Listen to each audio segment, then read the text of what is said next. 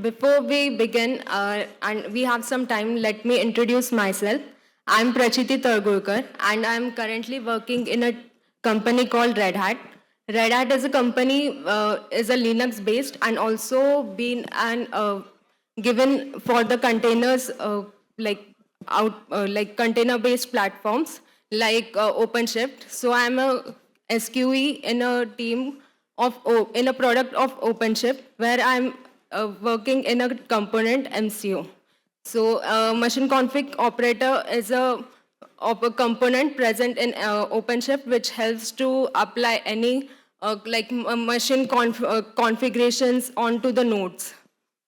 So as the slides has been connected, so let's begin. I think for me, like when I was a kid, the concept of robot just began from the childhood, right? For everyone here, the story must be the same.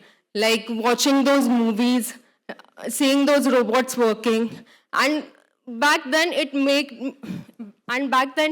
me just wonder the dream of like what would be the world with the robots. And this is what exactly this picture describes. So this picture over here at the like on the left side, just say the expectations. So we imagine a world with the robot where they are helping us seamlessly, like with everything, and with as they have the proper integration. If there is any issue, like if there is any change happening over there, it just update itself and just start working properly, and there is no any interruption between it. They are working seamlessly. But is that the true? Is this really happening? And the answer is no. And we can see in the reality picture the compatibility issues. Like there are some compatibility issues, then there's some constant errors related to configuration drifts and some dependency. That's what we have been seeing, right? So in this slide, we will be taking a look into how we can deploy our applications. Like here, I have tried to deploy ROS2 with Ramalama into a container file and how we can deploy it using bootc. So this is the content we have been seeing, like about the pain points, about the pain points, then the ROS2 plus Ramalama integration. Then I have selected Ramalama, not Olama, and then about bootc as it is our main hero over here, and then the demo. Like I have tried this out, and I want to show you guys too, like how I have done it. And yeah, and a bit comparison with the Ubuntu, see, Conical. Talking about the pain points, just like previously, one of the speaker talked about fleet management issues, right? And not only just that, there are some other issues been included also. Like we can see in these pictures, right? I have described it in the 4 ways. So let's start with the first one. Like as we are expecting a lot when it comes with and now coming with the AI, we have a lot of expectation. AI in everything, AI in robotics. But is it easy to deploy AI that easily? And the answer is no.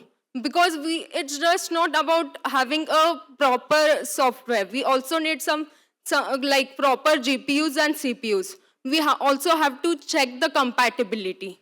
And it's just not about that. We also have to check about the configuration drift. Like for suppose there are 50 robots and but the number 42 robot is not working as the 18th robot, and this is not the expected thing, right? We need all the things to be all the robots to be deploying the same way that I have written my application for. And the other thing is the OTA upgrade failures. So for example, there is like a ROS2 security upgrade. I have just upgrade and I have updated on the robots. But if the update gets failed in between, what will happen? The robot will stop working, right? And the other thing we have been looking into is that if we are trying to deploy AI, we also need some dependency, like some Python, some other Panda, other kind of frameworks. But we also have to make sure that it is working fine, because like maybe some of us have seen the issue, like some version is working properly and other is not. So we have to make sure everything is working as expected. So to come up with this, we have the ROS2 plus Ramalama integration. So in this picture, what I have tried to do here is, I have taken a base OS image that is of Fedora with some which has the kernel with the kernel integration as my base layer. On top of it, I have taken the ROS packages. All the ROS2 packages have been integrated, and the third layer here I have been using is Ramalama. For the Ramalama, I have used a small LLM package that is with the 135 parameters, and all together has been taken into a one container file. So that container file has been pushed into a registry. So I have pushed this in the QA registry, where this registry is been stored. So I built this file, like I have created this container file, I built this file into image. And then later, this deployment has been carried out via bootc. So how does it works? And we'll also take a look into what does bootc means. So we have converted this image into immutable OS image. And also along with that, we have seen in the pain points about like those OTA updates and some failures that we will be seeing. Like what if I updated to a new version, I updated few of the things, but those updates are not working. Now the things will stop, right? But that is not the case will be happening, and that we will be seeing why using bootc. Because bootc will help us to roll out back the things if are not working as expected. Like it is like an atomic and OTA upgrades. So here what does atomic means? For suppose it is like full or nothing. It will upgrade to full if the things are working as expected, or if the things are not working, like it has the upgrade has failed, it will roll back. From the start, I have been talking about Ramalama. So why I have selected Ramalama? So here the picture describes a bit about Ramalama plus Olama. So talking about the Olama, it is like from the developers, we can deploy it from the developers side. Like the things here is that it is mutable. Mutable means we can change its operating system. Plus, with it's only can be deployed from the developer's side using from the developer's perspective. And why I've selected Ramalama over here? Because it was quite compatible with the bootc, like with the ROS2 packages too. And it was quite easy for me to integrate also. And along with that, it is fleet safe, and also which this has been helped me to like with all the OTA upgrades also.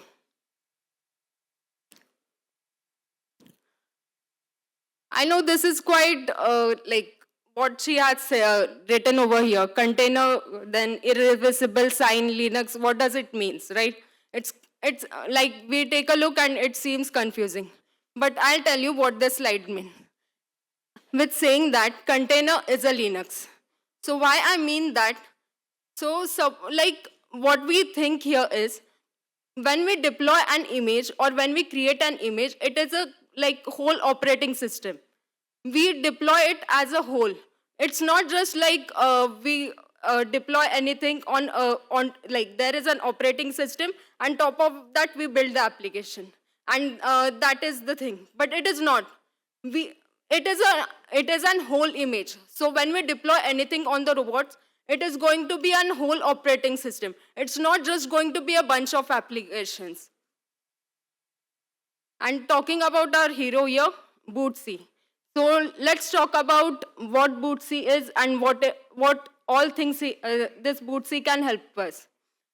So Bootsy is like helps with the booting our container files.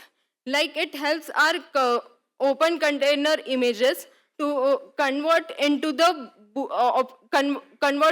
bootable operating systems, like onto the like hardware or VMs. And also it has like it has a immutable system design. We cannot just add any it so it immutable means what? We cannot write the things over it. We can just read the things. So this becomes a plus point, because we can in future, if we want to have any upgrades, we are just going to be like any future point, it is going to be like if there is any failure, it will be moved back. But if it is not, then it will be upgraded to the next dependencies. And also, as it has a multi-platform support and OCI based workflow. So as it is easy, like container files like are easy to create. We think that okay, like if we can create this multiple applications, multiple files, then we are just putting all our application into one file and creating that one file into image. And Bootsy helps to get the image from all the files or from all the application that we have created into the operating system. Just imagine your application is going to be an operating system, and that to be deployed on a robot. And so that's why like there are no like OT upgrade failures, and like only any configuration drift happening here. So moving on, we have a demo that I have recorded. Can you guys please play it? So here it is my container file that I have created. So I have taken and like I'll explain what my container file does. So here at the start, I have taken a Fedora as an operating system. I'm sorry if you guys can't see it because of internet issue, but I'll explain the flow, what it is, what it has all the things stored. It has a Linux image. It has all the things that are required for ROS2 packages, that is the creds and some like ROS2 packages and the copper creds that I have taken, and the Rama Lama packages that I needed, the LLM models, and then some bash commands to run the ROS2. So I have built the image, and after the building image, like I have used Podman over here. The Podman is like helping to create the image, like building to the image. After the image is built, I'll push it into registry. So registry is a place where we can store all our images. And after it has been like pushed, I'll like with the privileges of admin, I'll pull the image into my system. And once the image has been pulled, I'll use a Bootsy like the Bootsy in builder like image builder. So Bootsy image builder is a tool, an open source tool, which will help me to create the QCow file. So using this QCow file, I'll able to deploy the VM. So here, this is the command. Like I'm so sorry if it is not visible, but this was a command that has all the privileges and all the necessary file systems that I have given. You can go on to the Bootsy image builder GitHub account, like their GitHub URL. There you can see all the things, how you can deploy your like own OS, you like from the image you have created to the Bootsy. So the Bootsy, like the VM has been created. It is taking time to load, like it will load just in a while.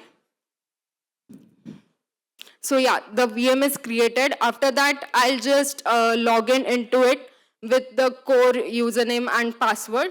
And also when you are trying to create this Bootsy image, make sure to to give your creds, like so that when you are in the VM, you can log in it with the admin privileges.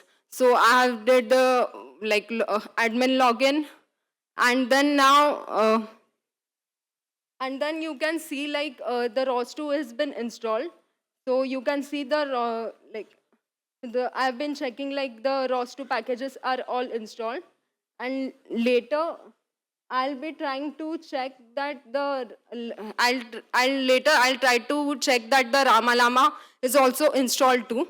And after that, we'll to save the time, we'll run like we'll already pull the small LLM into our VM, so that I have like create like in this container file, I have also added the Python script.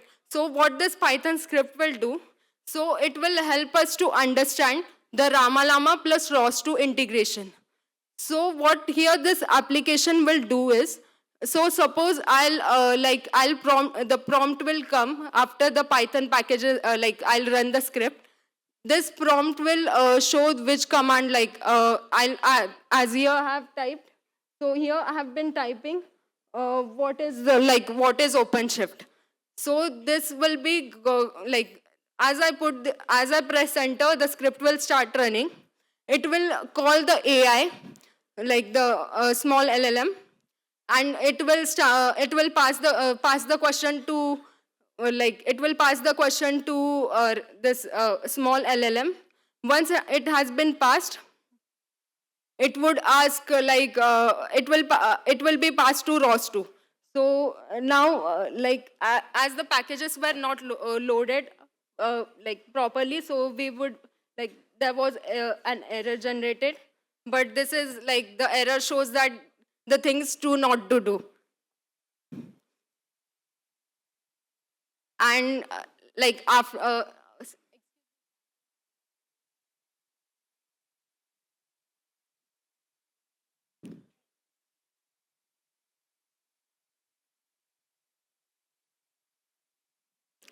and at the end we would be able to see that the ROS2 nodes are able to catch the things that AI model has sent. So here the thing is, like for an example, take it as there is an actual robot working, and you pass the command, like there is a command asked to him something physical, like what is OpenShift. The model in the model inside it will load the query, and as per it the ROS2 model will understand those. So these are the command, and this is how the robot will work. So this was an overall idea of and the demo that I was trying to show here. And then moving on to the next line.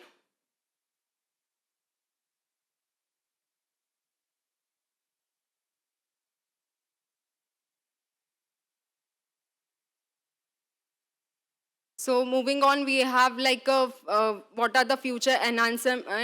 So as everyone know, everyone here from the morning is talking about the VLM, VLA. So here, for example, I have taken a small LLM model.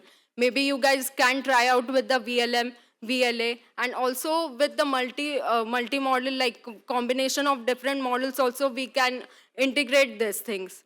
And with the also this was on my laptop. I don't have any sensors or any robot to try these things out. But if you have any like any hardware support, then you guys can try this out too. And with that, this were some future enhancement. And yeah, any questions about this? I hope you guys have understood like what I was trying to say.